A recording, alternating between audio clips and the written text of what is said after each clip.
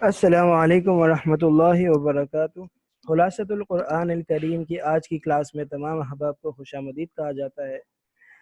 20ویں پارے کی طرف ہم آ رہے ہیں۔ اس میں بنیادی طور پہ ہمارے پاس تین صورتیں ہیں۔ ایک تو سورۃ النمل، تھوڑی بہت جو رہ گئی تھی اس کو ہم مکمل کریں گے، اس کے بعد انشاءاللہ سورۃ القصص، اور اس کے بعد سورہ عنکبوت۔ سورۃ النمل وہی نمل چونٹی کو کہتے ہیں۔ اللہ اس سورت کے اندر یہ بتایا گیا تھا کہ جہاں آزمائش ہوتی ہے وہاں پہ اللہ پاک کی طرف سے ایمان والوں کو انعامات بھی بہت سارے ملتے ہیں۔ اس میں حضرت داؤد علیہ السلام کا قصہ، حضرت سلیمان علیہ السلام کی جو ہے عجیب و غریب قدرت اور طاقت جو اللہ تعالیٰ نے ان کو عطا کی تھی، اس کا بیان ہوتا ہے۔ اس میں کچھ مثالیں ایسی دی ہیں اور کچھ دعائیں، کچھ باتیں ایسی کہی گئی ہیں کہ جو انسان کو جو ہے اس ایمان کو سمجھنے اور اسے جو ہے نا پہچاننے کی جو ہے نا صلاحیت پیدا کرتی ہیں۔ اور وہ باتیں اور وہ دلائل کیا ہیں؟ ایک یہ ہے امن خلق السماوات والارض وانزل من السماء، تو اللہ کہ کون ہے جس نے آسمان و زمین کو بنایا اور جو ہے نا اس نے پانی آسمان سے بارش برسایا اور جو ہے اس سے جو ہے نا باغیچے کھڑے کر دیے، اور امن جعل الارض قرارا، زمین کو جو ہے ٹھکانہ بنایا اور اس میں پہاڑ کھڑے کر دیے۔ پھر آگے آیت امن یجیب المضطر اذا دعاہ ویکشف السوء ویجعلکم خلفاء الارض الہ مع اللہ قلیلا ما تذکرون، کون ہے وہ جو لاچار کی دعا قبول کرتا ہے، اس کی آواز سنتا ہے، ویکشف السوء اور تکلیف کو دور کرتا ہے، اور تمہیں زمین میں اپنا نائب اور خلیفہ اور جانشین بناتا ہے؟ کیا اللہ کے علاوہ بھی کوئی معبود اور خدا ہو سکتا ہے؟ بہت کم تم نصیحت جو ہے قبول کرتے ہو۔ پھر آگے اللہ پاک فرماتے ہیں اَمَّن يَهْدِيكُمْ فِي ظُلُمَاتِ الْبَرِّ وَالْبَحْرِ وَمَن يُرْسِلُ الرِّيَاحَ بُشْرًا بَيْنَ يَدَيْ رَحْمَتِهِ أَإِلَٰهٌ مَّعَ اللَّهِ تَعَالَى اللَّهُ عَمَّا يُشْرِكُونَ، تو وہ کون ہے جو تمہیں زمین میں اور خشکی میں اور تری میں سمندر میں جو ہے کہ اندھیرے میں جو ہے سیدھا راستہ دکھاتا ہے؟ وَمَن يُرْسِلُ الرِّيَاحَ، اور جو ہے ہوائیں بھیجتا ہے جو کہ خوشخبری لے کر آتی ہیں اپنی اور اس کی رحمت کا پتہ بتاتی ہیں۔ کہ اللہ کے علاوہ بھی کوئی معبود ہے، کوئی خدا ہے جس کے اللہ تعالیٰ اس بات سے پاک ہے کہ تم اس کے ساتھ کسی کو شریک ٹھہراؤ، اور بہت بلند ہے اس بات سے اور بہت بالا ہے اس بات سے کہ تم اس کے ساتھ کسی کو اس کا ہم نوا ہم سر شمار کرو۔ اما یبدأ الخلق ثم یعید، کون ہے وہ جو اس نے زمین کو مخلوق کو بنایا اور اس کو لوٹائے گا، اور جو ہے آسمان سے اور زمین سے روزی دیتا ہے؟ اللہ کے علاوہ بھی کوئی ہے کیا؟ اگر ہے تو اس کی دلیل لے کر آؤ اگر تم سچے ہو۔ پھر قرآن مجید میں سابقہ اقوام کی تاریخ کی تصحیح کرتا ہے کہ جو ہے نا قرآن مجید گویا کہ آپ ان لوگوں کے درمیان جو اختلاف ہے اہل کتاب کے اندر، اس کو دور کرنے کے لیے آتا ہے، ان کا پول کھولنے کے لیے آتا ہے کہ تم نے جو باتیں اپنے دین کے اندر کہتے ہو، یہ تمہاری اپنی من گھڑت باتیں ہیں جو تم نے گڑھ لی ہیں، اور اس کا مقصد کیا ہے کہ جو ہے نا اپنے مفاد حاصل کیے جائیں۔ تو اس موقع پہ اللہ تعالیٰ نے فرما دیا کہ جو ہے نا قرآن مجید تمہارا پول کھولتا ہے، جو انہوں نے دین میں باتیں ڈال دی ہیں اس کو بتاتا ہے۔ کوئی بھی جو سابقہ کتب میں ایک طریقے سے اور قرآن مجید میں دوسرے طریقے سے کوئی بات بیان کی گئی ہوگی تو ہم اس میں قرآن مجید کے موقف کو لیں گے۔ ایک وجہ یہ ہے کہ قرآن ایک مستقل شریعت ہے، اس کی ایک وجہ یہ بھی ہے کہ قرآن آیا ہی جو ہے نا یہود و نصارہ کے جھوٹ کا پول کھولنے کے لیے ہے کہ انہوں نے کئی ساری باتیں مسلک مذہب کے اندر گڑھ لی ہیں۔ ظاہر توحید تو اس زمانے میں بھی وہی تھی جو اس زمانے میں ہے، کچھ چیزیں احکامات فروعی احکامات شاید بدل گئے ہوں لیکن توحید تو وہی تھی، لیکن اس توحید کے اندر بھی انہوں نے جو ہے چیزوں کا اضافہ کر دیا اور اپنی من مانی کی، اپنی طرف سے باتیں ڈال دی، تو بتا دیا کہ ایسا نہیں ہے۔ پھر قیامت کے مناظر بیان کیے جاتے ہیں، زمین سے جانور کا ظہور ہوگا جو باتیں کرے گا، اور جو ہے قیامت جو ہے نا جس کو دابت الارض کہیں گے، اس کے ہاتھ میں ایک ہاتھ میں کہتے ہیں لاٹھی ہوگی، ایک ہاتھ میں انگوٹھی ہوگی۔ مسلمان کو جو ہے وہ انگوٹھی لگا دے گا ایمان والا ہے، اور کافر کو لاٹھی سے مارے گا، واللہ عالم۔ اس کے انسانی شکل بھی ہوگی، کچھ جانور جیسی شکل ہوگی، ایک عجیب و غریب مخلوق ہوگی وہ۔ پھر قیامت کے مناظر بیان کیے جاتے ہیں کہ جب سور پھونکا جائے گا، سب جو ہے آسمان و زمین والے گھبرا جائیں گے، اور جو ہے نا ہر کوئی جو ہے جو جھک کر جو ہے سامنے آ جائے گا۔ اور پھر آگے مسلمانوں کو نصیحت کی جاتی ہے، انما امرت ان اعبد رب هذه البلدة الذي حرمها وله كل شيء وامرت ان اكون من المسلمین۔ پھر ایمان والے کی جو ہے نا بندے اپنے بندوں کو مخاطب کرتے ہیں، کرنا سکھایا ہے، اور آپ علیہ الصلوۃ والسلام یہ بات فرماتے ہیں اور اپنے بندوں اور اپنی جو ہے نا قوم کو، ایمان والوں کو یہ بات کہتے ہیں، ایمان والوں کو یہ سمجھاتے ہیں کہ اس طرح اللہ کے سامنے عاجزی ہونی چاہیے۔ وہ الفاظ کیا ہیں ان آیتوں میں آپ سن لیں۔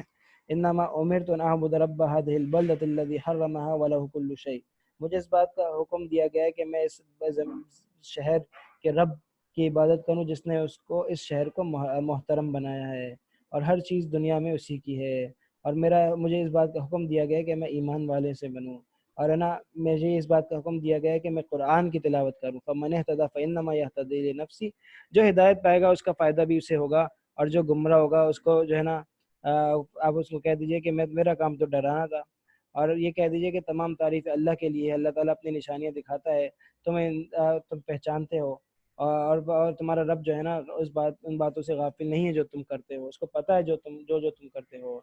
آگے سورہ قصص آتی ہے میرے دوستوں بزرگوں، قصص سچے کہانیوں کے لیے آتا ہے۔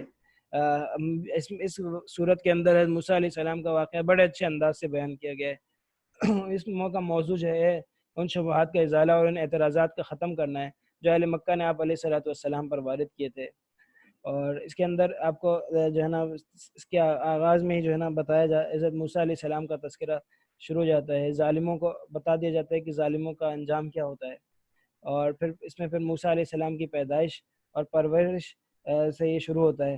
اللہ تعالیٰ یہ بتاتے ہیں گویا کہ جو ہے نا بندہ جو اللہ کی دشمنی پہ آ جاتا ہے، اللہ چاہے تو اس کے گھر سے جو ہے اس کا صفایا کرتا ہے، اس کے گھر سے ایسے اسباب پیدا کرتا ہے کہ وہ جو ہے اس کا صفایا ہو جاتا ہے۔ حضرت موسیٰ علیہ السلام نے فرعون کے گھر میں یا اس کے خرچے پہ پرورش پائی۔ گھر تو واپس اپنی والدہ کے آ گئے تھے، لیکن پرورش جو ہے وہ اسی کے خرچے پہ ہوئی۔ اس کا پورا واقعہ آپ کے سامنے ہے کہ بچوں کو قتل کرنے کا ایک دن چھوڑ کے ایک دن لڑکوں کے قتل کا فیصلہ ہوتا تھا بنی اسرائیل کے۔ جس دن موسیٰ علیہ السلام پیدا ہوئے اس دن قتل کا فیصلہ تھا، اور جو ہے ان کی والدہ نے انہیں تابوت میں ڈال دیا اور اسے جو ہے نا دریا میں بہا دیا۔ دریا میں جو ہے وہ ان کی بہن مریم ان کے پیچھے چلتی رہی۔ وہ دیکھا کہ یہ جو ہے نا فرعون کے بادشاہ کے محل کے نیچے جو نہر بہتی ہے، کسے جو نہر بہتی ہے، وہاں پر اس کے ساتھ ساتھ یہ چلا گیا، وہاں سے جو ہے گزر رہا تھا تو یہ تابوت گزر رہا تھا، تو موسیٰ علیہ السلام فرعون کی اہلیہ نے جو ہے اس کو دیکھا اور اس کو نکلوایا، بچہ تھا، بھاگ گیا۔ فرعون کو کہا کہ جو ہے نا اس کو ہم رکھتے ہیں، راضی ہو گیا، اور اس طرح پھر جو ہے پھر دودھ پلانے کی باری آئی، کوئی دودھ پلانے کو تیار نہ تھا، اس طرح کسی سے دودھ قبول نہیں کر رہے تھے موسیٰ علیہ السلام۔ پھر جو ہے ان کی بہن بھی وہاں پہنچ چکی تھی، انہوں نے کہا کہ میں جانتی ہوں ایک عورت جو ہے نا جس کے یہ دودھ پی لیں گے، تو حضرت موسیٰ علیہ السلام کی جو حقیقی والدہ تھیں ان کے پاس یہ اس طرح سے موسیٰ علیہ السلام پہنچ گئے۔ ہاں، ان کا ماں کا دل ہوتا ہے، نبی کی ماں ہو یا کسی اور کی ماں ہو، ماں تو ماں ہوتی ہے۔ اس میں بھی آیت آتی ہے وَأَصْبَحَ فُؤَادُ أُمِّ مُوسَىٰ فَارِغًا، موسیٰ علیہ السلام کی ماں کا دل جو ہے بالکل خالی ہو گیا تھا، گھبرا گیا تھا، اور قریب تھا کہ وہ ساری باتیں اگل دیں اور بتا دیں، لیکن جو ہے نا اللہ تعالیٰ نے انہیں صبر دیا۔ پھر اس طرح جو ہے بڑے ہو گئے، علم و حکمت اللہ تعالیٰ نے دی۔ پھر ایک راہ چلتے ایک گلی کے کنارے پہ ایک قبطی اور جو ہے بنی اسرائیل کا ایک شخص لڑ رہے تھے، اس کو مکہ مار۔ عام طور پہ یہ ہوتا تھا کہ بنی اسرائیل مظلوم ہوتے تھے، وہ یہی سمجھتے ہوئے موسیٰ علیہ السلام نے قبطی کو ایک گھوسا مارا، اس میں وہ مر گیا۔ اگلے دن دوبارہ وہ بنی اسرائیل کسی قبطی سے لڑ رہا تھا، اس بار موسیٰ علیہ السلام بنی اسرائیل پہ جو ہے نا چڑھ کے بندے پہ چڑھ پڑے، تو اس پہ اس نے جو ہے نا کیا نام ہے راز فاش کر دیا کہ جو کل تم نے ایک آدمی کو قتل کیا، آج تم مجھے قتل کرنا چاہتے ہو۔ وہ قبطی بھاگا گیا اور حکمرانوں کو یہ خبر دے دی، اور جو ہے نا حکومت کو پتہ چلا، وہ ان کے موسیٰ علیہ السلام کی قتل کی تیاری کر رہے تھے، تو وہیں سے حکومت کا ایک بندہ آیا اور موسیٰ علیہ السلام کو اطلاع دی، اس میں وہ مدین چلے۔ جب پتہ چلا تو وہ بھاگے مدین چلے گئے۔ مدین میں جو ہے شعیب علیہ السلام کی بیٹی سے نکاح ہوا، پھر واپس آئے، راستے میں ان کو نبوت مل گئی، آگ لینے گئے تھے، نبوت لے کے آ گئے، ہارون علیہ السلام کے لیے نبوت مانگی، فرعون کو دعوت دی، پھر جو ہے نا آگے یہاں سے یہ سلسلہ چلتا رہا۔ پھر فرعون کو نے انکار کیا اور آخرکار وہ سمندر میں غرق ہو گیا۔ پھر آپ اب جو ہے نا یہ آیت آتی ہے، آپ اپنی مرضی سے کسی کو ہدایت نہیں دیتے سکتے، انک لا تہدی من احببت، اس کے مخاطب آپ علیہ الصلوۃ والسلام ہیں، اول مخاطب، اور آپ علیہ الصلوۃ والسلام کی چاہت تھی کہ ابو طالب ایمان لے آئے، عبداللہ بن ابی بن سلول ایمان لے آئے، لیکن نہیں ایمان لائے۔ خوف کے سبب ایمان نہ لانے والے لوگوں کا بتایا کہ بھائی جو لوگ خوف کے سبب نہیں لاتے وہ بڑی بڑے خسارے کا سودا کر رہے ہیں۔ ان کو یہ ڈر لگتا ہے کہ بھائی ہم کھائیں گے تو ہمیں طرح ہم عرب ہیں، ہم جو ہے نا ہمارے گرد اتنے سارے اہل کتاب ہیں اور سب ہیں، ہم اگر لے آئیں گے ایمان لے آئیں گے تو ایسا نہ ہو کہ یہ اہل کتاب ہم پر حملہ کر دیں، کیسر ہو کے کسرا ہم پر قابض ہو جائیں۔ تو بتا دیا کہ بھائی اتنے تمہیں عزت ملی ہوئی ہے، تمہیں اتنا شہرت ملی ہوئی ہے، تمہیں اتنا روزی ملی ہوئی ہے اتنی اعلیٰ قسم کی، تمہیں بیت اللہ کے رکھوالے کے حیثیت سے جانا جاتا ہے، تم یہ سمجھتے ہو کہ تم ایمان لاؤ گے تو تم ختم ہو جاؤ گے۔ پھر قارون کا تذکرہ ہے، قرآن مجید نے دو ایسے لوگوں کا نام لے کر ان کو لعنت کی ہے اور جو ہے ان کو بہت زیادہ برا بھلا کہا ہے، جو ہے نا جنہوں نے جو نبی کی اولاد سے تھے اور جو ہے نبی کے خاندان سے تھے، اور انہوں نے خاندانی تعلق کا بھی لحاظ نہیں کیا اور جو ہے نبی کو بہت زیادہ تکلیف پہنچائی۔ وہ دو نبی کون تھے؟ وہ دو لوگ کون تھے؟ وہ ایک جو ہے نا ایک تو قارون ہے اور دوسرا ابو لہب ہے۔ ابو لہب پہ پوری سورہ جو ہے نا لہب آتی ہے، آپ سب کو معلوم ہے۔ اس طرح یہ سلسلہ جاری ہوا، جو ہے پھر یہ قارون کو لوگ دیکھتے تھے، لوگ بولتے تھے کہ نا کاش ہمارے پاس بھی ایسی دولت ہوتی، ایسا مال ہوتا۔ اتنا اس کے پاس مال تھا کہ اس کے جو ہے نا 70 اونٹ جو ہے اس کے خزانے کی چابیاں لے کے گھومتے تھے۔ آج کس کے پاس اتنا مال ہے کہ صرف خزانے کی چابیاں جو ہیں وہ 70 اونٹ لے کے گھومیں گے؟ ایسے نہیں کہ خزانے کی چابیاں جو ہے وہ 70 اونٹوں پہ سوار لدی جاتی تھی۔ لیکن جو سمجھدار لوگ ہوتے تھے وہ بولتے تھے کہ تم اللہ کا خوف کرو، اس طرح یہ نہ سمجھو کہ اس کے پاس بہت کچھ ہے، اس کے پاس کچھ بھی نہیں ہے، اس کے پاس تقوی نہیں ہے، اس کے پاس اللہ نہیں ہے۔ چنانچہ ایسے ہی ہوا کہ اس کو دھسا دیا گیا زمین میں اللہ کی موسیٰ علیہ السلام کے مقابلے میں آنے کی وجہ سے، اور جو ہے ان کے اوپر تہمت لگانے کی کسی عورت کو ورگلا کے ان کے اوپر تہمت لگوانے کی کوشش کرنے کی وجہ سے۔ پھر قارون کو کہا کہ اچھا قارون نے اس وقت بھی یہ کہا کہ اچھا میرا مال لینا چاہتے ہو؟ تو موسیٰ علیہ السلام نے کہا لپک جو ہے اس کے خزانے سمیت جو ہے تو اس کو جو ہے دھسا دے۔ تو وہ زمین بھی میں پہلے قارون گیا، اس کے اوپر اس کا سارا خزانہ، اور وہ زمین میں دھسا دیا گیا اور ابھی تک دھستا جا رہا ہے۔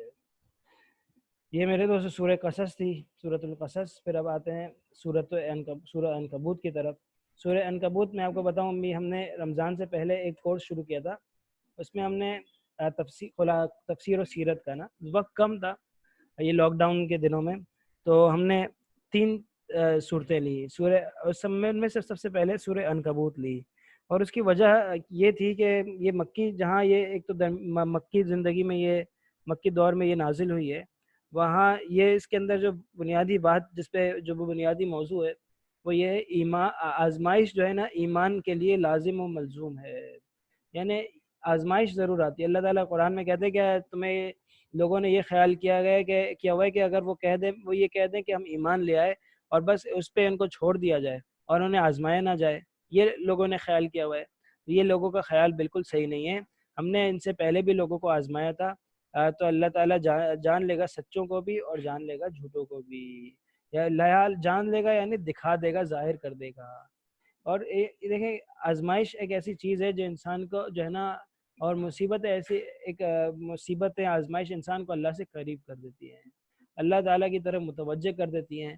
دنیا کی حقیقت، دنیا کی جو ہے نا دنیا کی جو ہے نا غیر فانی، دنیا کا فانی ہونا، دنیا کا غیر دائمی ہونا، یہ ساری باتیں جب انسان کے ذہن میں اس وقت جو ہے رچ بس جاتی ہیں، انسان اللہ تعالیٰ کی طرف زیادہ متوجہ تب ہوتا ہے جب اس کے اوپر کوئی مصیبت اور آزمائش آئے۔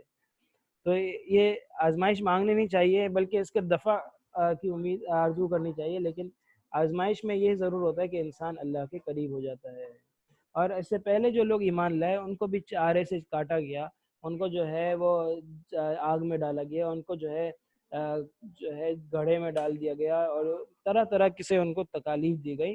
اب بھی ایمان والے اس بات کی یہ نہ سمجھیں کہ ان کو بالکل آزمایا نہیں جائے گا۔ انہوں نے اللہ کو مان لیا ہے جو کہ اور پتہ ہے کہ یہ حق اور سچ ہے، تو حق اور سچ میں آزمائش نہیں۔ اللہ تعالیٰ کہہ رہے حق اور سچ ہی میں تو آزمائش ہے، ورنہ بولتے ہیں ہم تو سچے نبی کو مان رہے ہیں، اگر ہم حق پہ ہیں تو ہم کیوں آزمائش میں؟ ہمیں تو ملنا چاہیے کیونکہ ہم سچ پہ ہیں۔ تو اللہ تعالیٰ کہہ رہا ہے نہیں، معاملہ اس طرح نہیں ہے، معاملہ اس طرح ہے کہ جو حق اور سچ پہ اس کو آزمایا جا رہا ہے. کیونکہ دیکھنا ہے نا کہ تم ذاتی مفاد کی خاطر اور فائدے کے لیے تو اگر تم نے ایمان قبول کیا ہے تو پھر دنیا کا اگر تمہیں مزہ چاہیے تو لے لو، تو پھر تم یہاں نہیں آؤ، تمہیں یہاں نہیں، یہ نہیں ملے گا. اور اگر ملے گا بھی تو پہلے آزمایا جائے گا تاکہ تم بھول نہ جاؤ کہ حقیقت کیا ہے. نہیں، دنیا کے اندر آزمائش ہے ہی نا، ورنہ جنت جانے کی آرزو کس کو ہو؟ مرنے کا کی تمنا کون کرے؟ بات یہ ساری. ایمان بمقابلہ اطاعت والدین، اللہ تعالیٰ نے اپنے جو ہے نا والدین کی اطاعت کا حکم دیا ہے، اور جو ہے نا اللہ تعالیٰ نے اپنے تذکرے کے بعد، شرک نہ کرنے کے بعد جو اس بات کا تذکرہ کیا وہ والدین کی اطاعت کا تھا، لیکن ساتھ میں یہ کہہ دیا کہ اگر وہ اللہ کی اطاعت کے مقابلے میں آ جائے تو اللہ کی اطاعت کے مقابلے میں ان کا ساتھ نہ دو. ٹھیک ہے. پھر آگے جو ہے نا وقال الذین کفروا للذین آمنوا اتبعوا سبیلنا، یہ کچھ کافر لوگ تھے، ڈھکوسلے تھے ان کے، وہ کہتے تھے کہ بھائی تم ایمان لے آؤ، کہتے ایمان والوں سے کہتے تھے کہ تم بھی جو ہے نا ہمارے کافر کہتے تھے کہ ہاں تم بھی ہمارے راستے پہ چل پڑو اور جو ہے نا ہم تمہارا بوجھ اٹھا لیں گے. یہ سب جھوٹ تھا. ہم بہا میری نا اپنی جو ہے نا وہ کسی کا بوجھ نہیں اٹھا پائیں گے. یہ لوگ جھوٹ بول رہے ہیں، اٹھا ہی نہیں سکتے. کوئی انسان دوسرے انسان کا بوجھ نہیں اٹھا سکتا. ایمان والے بھی آپس میں ایک دوسرے کا بوجھ نہیں اٹھا سکتے. قیامت کے دن ہر ایک انسان نے اپنا بوجھ خود اٹھانا ہوگا. جو نیکی کی اس کی ہو گئی، جو گناہ کیا اس کا بوجھ اس کے سر پہ ہے. اب وہ بولے کہ وہ گناہ میرے سر پہ نہ ہو، دوسرا بولے کہ مجھے دے دو میں اٹھا لیتا ہوں، ایسے ہوگا ہی نہیں. نہ وہ چاہے گا اور نہ کر سکے گا. ایک تو اول تو یہ چاہے گا نہیں، اگر چاہے گا تو کر سکے گا نہیں، پہلی بات. دوسری بات پھر عذاب کی صورتیں بتائی گئیں کہ عذاب کس طرح سے جو ہے لوگوں کے اوپر آتا ہے اور وہ کس طرح سے لوگ اس میں مبتلا ہوتے ہیں. فمنہم من فکلا اخذنا بذنبہ، ہم نے اس کے گناہ کی وجہ سے اس کو سزا دی. فمنہم من ارسلنا علیہ حاصبا، کسی کے اوپر جو ہے پتھراؤ ہوا، کسی کے اوپر چیخ کی آواز، چیخ و پکار ہوئی، اور کسی کو ہم نے زمین میں دھس دیا، کسی کو ہم نے ڈبا دیا. اللہ تعالیٰ نے ان کے اوپر کوئی ظلم نہیں کیا، لیکن وہ اپنی جانوں پر خود ظلم کرنے والے تھے. لیکن انسان جو بھی گناہ کرتا ہے نا وہ اپنے آپ پر ظلم کر رہا ہوتا ہے. اللہ کی ساری دنیا اللہ کی تعریف میں لگ جائے تو اللہ کی بڑائی میں اضافہ ایک قطرہ برابر بھی اضافہ نہ ہو، ایک ذرہ برابر بھی اضافہ نہ ہو. اور اگر اللہ کی جو ہے نا مذمت میں لگ جائے، اللہ کی نافرمانی میں لگ جائے، تو اللہ کی جو ہے نا کبریائی میں، اللہ کے جو ہے نا مقام میں ذرہ برابر بھی کمی نہیں آئے گی. تو یہ لوگ اپنا ہی نقصان کرتے ہیں جو کچھ کرتے ہیں. نیکی کرو اپنا فائدہ، گناہ کرو اپنا نقصان. مشرکین کے دلائل کی پھر حیثیت بیان کی کہ بھائی عنکبوت کا مطلب ہے مکڑی کا جالا. اس سورت کا نام جو ہے سورہ عنکبوت ہے. تاکہ یہ جو مشرکین جو اللہ کو چھوڑ کے دوسرے کو معبود بناتے ہیں، یہ ایسے ہے جیسے مکڑی کا جالا بننا ہے نا. جس نے مکڑی ہے اس نے ایک جالا بن دیا. سب سے کمزور گھر جو ہوتا ہے نا وہ مکڑی کا گھر ہوتا ہے، جو اس کا جالا ہوتا ہے اس میں رہتی ہے. اگر یہ لوگوں کو پتہ ہو، بس آپ نے ایک ہاتھ مارنا ہے اور وہ ساری محنت جو ہے نا، جتنے بھی اتنے پیار سے اس نے بنایا ہوتا ہے، اتنی محنت سے بنایا ہوتا ہے، اس کا ایک انداز اور اس کی ڈیزائننگ آدمی دیکھے کتنی ایک قدرت کا شاہکار ہوتا ہے یہ مکڑی کا جالا. لیکن اتنا ہلکا اور باریک اور اتنا کمزور کہ ایک ہاتھ آپ نے لگایا اور وہ سب ختم. تو یہ ساری چیزیں آپ نے جتنا بھی کفر اور شرک اور جو ہے نا بت پرستی، اس کے خلاف جتنا کچھ آپ نے تیار کر لیا وہ سب فانی ہے، کچھ بھی نہیں ہے، اس کی کوئی حیثیت ہی نہیں ہے. اور کفار کا مکر و فریب بھی مکڑی کا جالا ہے. کفار کی طاقت بھی مکڑی کا جالا ہے. ان کے پاس وہ سپر پاور ہو، آپ کے پاس کچھ بھی نہیں ہو لیکن آپ کے پاس ایمان کی طاقت ہو، تو آپ ان کے مٹی کے ذریعے سے، مٹی کے گولے کے ذریعے سے ان کے ٹینکر کا مقابلہ کر سکتے ہیں. آپ جو ہے ڈنڈے کے ذریعے سے ان کی بندوقوں کا مقابلہ کر سکتے ہیں، کوئی مشکل نہیں ہے. لیکن بنیاد کیا ہے؟ بنیاد یہ ہے کہ اتحاد ہو، ایمان والوں میں مضبوطی ہو. مسلمانوں کو آپس میں جو کبھی بھی کسی کافر نے نقصان نہیں پہنچایا ہے، نہیں پہنچا سکتے، طاقت نہیں ہے. مسلمان کو وہ کیا کرتے ہیں؟ مسلمانوں کو خرید لیتے ہیں، تو مسلمان کو آپس میں نقصان پہنچا دیتے ہیں. یہ ہماری کمزوری رہی ہے. تاریخ گواہ جب بھی کوئی نقصان ہوا ہے، جہاں بھی نقصان ہوا ہے وہ اسی وجہ سے ہوا ہے. پھر نماز کے بارے میں بتایا گیا کہ نماز برائی سے روکتی ہے. اتلو ما اوحی الیک من الکتاب واقیم الصلاۃ ان الصلاۃ تنہی عن الفحشاء والمنکر ولذکر اللہ اکبر. اللہ کی یاد سب سے بڑی ہے. اللہ کا ذکر کرتے رہنا چاہیے. اللہ کا ذکر گناہوں سے روکتا ہے. اور نماز کی صورت میں یا قرآن کی تلاوت کے اندر جو اللہ کا ذکر ہو یہ اور یہ سب سے بڑا ہے، یہ سب سے زیادہ اہمیت والا ہے۔ پھر کافروں پر فوراً عذاب کیوں نہیں آتا، یہ اس کا جواب دیا گیا۔ وہ لوگ جلدی عذاب مانگ رہے ہیں اور عذاب نہ آنے کی وجہ سے کہہ رہے ہیں کہ یہ نبی سچے نہیں ہیں، تو کہہ دیا کہ بھائی آئے گا ان کے اور ایسے یکدم آئے گا اور ان کو پتہ بھی نہیں چلے گا۔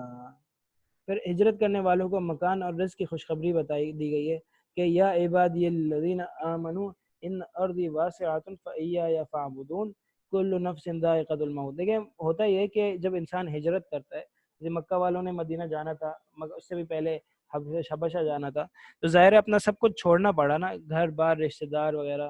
تو بتا دیا کہ جب تم مرو گے نا تو یہ ساری چیزیں ویسے بھی تم نے چھوڑنی ہیں، تمہارے رشتہ دار تمہارے ساتھ قبر میں نہیں آئیں گے، تمہارے دوست احباب تمہیں قبر میں ساتھ نہیں دیں گے، تمہارا موبائل، تمہارا بینک بیلنس، تمہارا بنگلہ، تمہاری کوٹھی، تمہاری گاڑی، کچھ بھی تمہارے ساتھ قبر میں نہیں ہوگی۔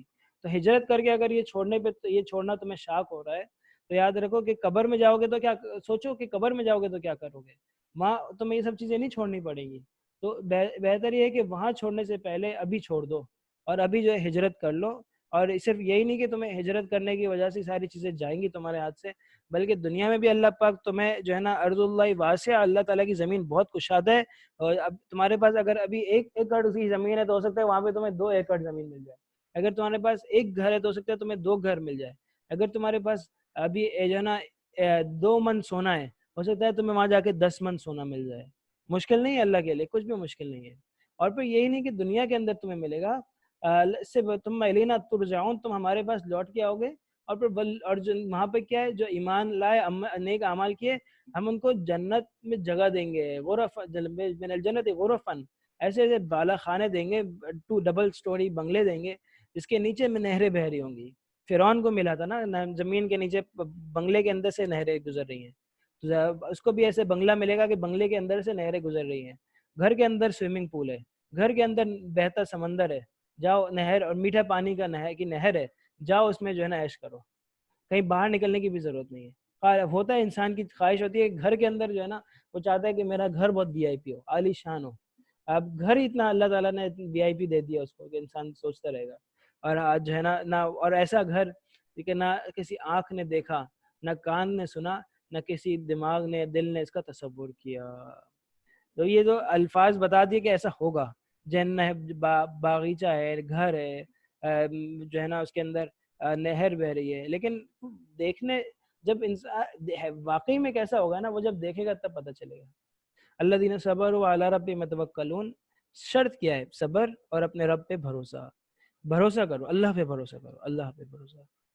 وَكَأَيٍّ مِّن دَابَّةٍ، آگے ایک اور بات بتا دی، اتنی پیاری بات ہے، کتنے یہ چوپائے ہیں، اونٹ ہے، بھینس ہے، گائے ہیں، جانور ہے، یہ اپنے ساتھ ان کے پاس کوئی جیکٹ نہیں ہے، اس میں انہوں نے اپنے پیسے نہیں رکھے ہوئے، ان کا کوئی بینک بیلنس نہیں ہے، ان کا کوئی اکاؤنٹ نہیں ہے، وہ اپنے ساتھ اپنی روزی لے کے نہیں چلتے، لیکن اللہ یرزقها وإیاکم، ان کو اللہ روزی دیتا ہے، تمہیں بھی دے گا، هو السمیع العلیم، اور وہ اللہ پاک سننے والا ہے، جاننے والا ہے۔ میرے دوستو آج کی اس پر اتفاق کرتے ہیں، اور انشاءاللہ کل کچھ رفتار بڑھانے کا ارادہ ہے، البتہ وقت میں اعتکاف میں جا رہا ہوں تو وہاں کچھ مصروفیت ہوں گی، تو اس کی وجہ سے شاید ہمارا وقت تھوڑا سا بڑھ جائے، یعنی ابھی اگر ہم 2 بجے بیٹھتے ہیں، 2:10 پہ بیٹھتے ہیں، تو کل سے ہو سکتا ہے 2:30 بجے بیٹھنے کی ترتیب بن جائے، تو معذرت چاہتے ہیں، تھوڑا سا وقت آگے پیچھے ہو رہا ہے، مجھے اس طرح ایک ایک پارہ کر کے لے کے چلنے میں مزہ آ رہا ہے، اور میں خوش ہوں اس پہ نا، لیکن اس کی وجہ سے ایک یہ ہے کہ آپ لوگوں کو جلدی ختم نہیں ہو رہا، پورا رمضان یہ سلسلہ چلے گا، تو اس میں کوئی حرج تو نہیں ہے میرے خیال میں کہ علم جو ہے نا رمضان سارا علم بھی جو ہے نا سارے رمضان جو ہے نا یہ قارون کون سے نبی کی اولاد سے تھا؟ نبی کی اولاد سے نہیں تھا، نبی کے خاندان سے تھا، بنی اسرائیل میں تھا نا وہ، میری زبان سے نکل گیا تھا یہ، میں نے پھر رجوع کر لیا تھا، مطلب بات کو ٹھیک کر دیا تھا اسی وقت، کہ ایک نبی کی خاندان، ابو لہب بھی نبی کے خاندان سے تھا نا، یعنی آپ علیہ الصلوۃ والسلام کا خاندان تھا، موسیٰ علیہ السلام، قارون موسیٰ علیہ السلام کے خاندان کا تھا، تو میرے خیال میں تو حرج نہیں ہے کہ انسان 4 اعمال ہیں جس میں صحابہ کرام کی زندگی گزرتی تھی، ان کے روزمرہ کے معمولات 4 اعمال کے گرد گھومتے تھے، دعوت اللہ، ذکر و عبادت جو ہے نا، اور دعوت تعلیم و تعلم اور خدمت. تو یہ ساری چیزیں ہونی چاہیے. اللہ کی طرف دعوت بھی دے آدمی، ذکر و عبادت بھی کرے، تعلیم و تعلم بھی کرے، سیکھنا سکھانا بھی ہو، اور خدمت بھی ہو، گھر والوں کی خدمت ہے. اس طرح بھی جو جہاں اپنے ساتھ جو پڑوس والے ہیں، جس طرح علاقے والے ہیں ان کی خدمت ہے، تو رشتہ دار ہیں ان کی خدمت ہے. تو یہ میرے دوستوں یہ آخری عشرہ ہے، کیونکہ اعتدال والی زندگی اچھی ہوتی ہے آدمی. اور ہمارے ہاں تو اتنا ظرف بہت کم لوگوں میں کہ وہ ساری ساری رات سارا سارا دن عبادت کریں. لیکن اگر کوئی ہے جو اتنی عبادت کر رہا ہے تو اس کو بہت زیادہ مبارکباد ہے، اور کرنی بھی چاہیے. آخری عشرہ میرے دوستوں شروع ہو رہا ہے، اور اس کے جو ہے نا، اس میں آپ رمضان المبارک کو تلاش کریں. صرف طاق راتوں میں شب قدر کو نہیں تلاش کریں، غیر طاق راتوں میں بھی عبادت کریں. طاق رات غیر طاق رات دونوں میں جو ہے یہ 10 دن جو ہے اللہ کی عبادت میں گزار دیں، اللہ سے منوا لیں. اگر یہ رمضان المبارک سارے دنوں کا سارے مہینوں کا سردار ہے، پھر جو ہے نا، اگر یہ جو 20 دن ہمارے نکل چکے ہیں تو اس کا مطلب یہ نہیں ہے کہ جو اگلے 10 دن ہیں یہ کوئی کم اہمیت کے حامل ہیں. یہ بلکہ اس کی اہمیت جو ہے سب سے زیادہ ہے. اب پچھلے 20 دنوں سے زیادہ آنے والے ان 10 دنوں کی اہمیت ہے. یہ والا جو ہے نا، تو اس میں ہم اللہ تعالیٰ کو راضی کرنے کی، اسے منانے کی فکر کریں، خوب عبادت کریں، تہجد پڑھے، درود شریف پڑھے، اشراق پڑھے، چاش پڑھے، قضا نمازیں وہ پڑھیں. وقت اپنا ایک نظام الاوقات بنا لیں اور اس کے مطابق جو ہے اپنی زندگی بسر کرنے کی کوشش کریں، اور اللہ تعالیٰ کو راضی کر لیں.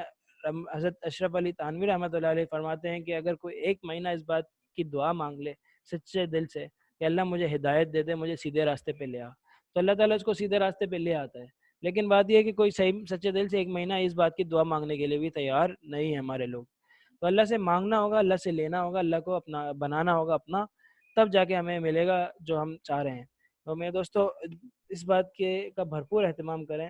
اس سے ملنے کی ہے بس یہی ایک راہ، اس کے ملنے والوں سے راہ پیدا کر، نیک لوگوں کی صحبت ہم اپنائیں، اور جو ہے نمازوں کا اہتمام کریں. ہمارا ماحول اگر دیکھیں، ایک پل کی بھی ایک بری صحبت ہے نا، اس کا انسان پہ اتنا اثر پڑتا ہے کہ وہ جو برا کام کرنے والا دوست ہوتا ہے یا رشتہ دار ہوتا ہے، آدمی بھی اس کی طرف میلان محسوس کرنے لگتا ہے، اور خود بھی اس طرح سے اس کی طرف اس میں بہہ جاتا ہے، اور خود بھی وہ کام کرنے لگ جاتا ہے.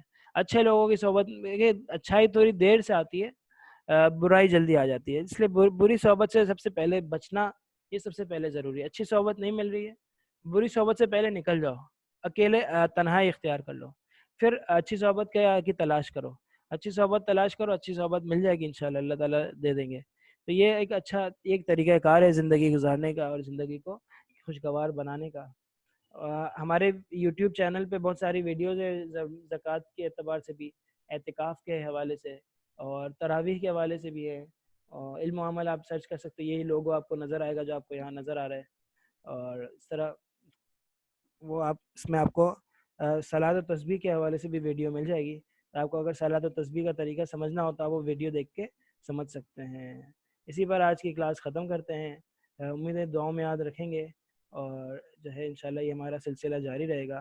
کل آپ لوگ تیار رہے گا، 2:30 بجے کا ٹائم ایکسپیکٹڈ ہے، 2:30 بجے تک انشاءاللہ شروع کریں گے. اور آپ صحیح ہے، اور ایک دن ایسا رکھ لیں گے کہ جس دن ہم ڈبل کلاس لے لیں، یعنی ایک پہلے کلاس ہو، پھر آدھے ایک گھنٹے بعد دوسری کلاس ہو، تاکہ ہمارا 29ویں رمضان کو ہمارے جو ہے نا 30 روزے 30 پارے مکمل ہو جائے. یہ میں چاہ رہا ہوں کہ ترتیب اسی طرح رہے، یعنی ایسا نہیں ہو کہ ایک دن میں ایک ساتھ ایک ہی کلاس ایک ہی وقت میں 2 پارے ایک ساتھ نکال لوں.